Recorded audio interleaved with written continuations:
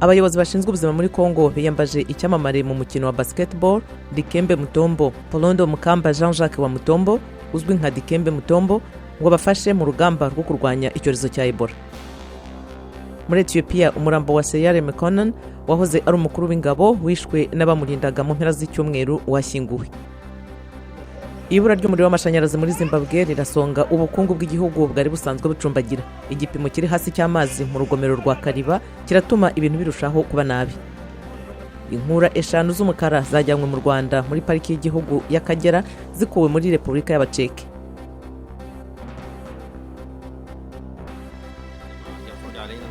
Naho muri Sudani ubuyobozi bwa gisirikare bwateye utwatsi ibyo Ethiopia yasabaga ku masezerano yo gusangira ubutegetsi na muvoma ishyigikiye demokarasi muri icyo gihugu cya Sudani.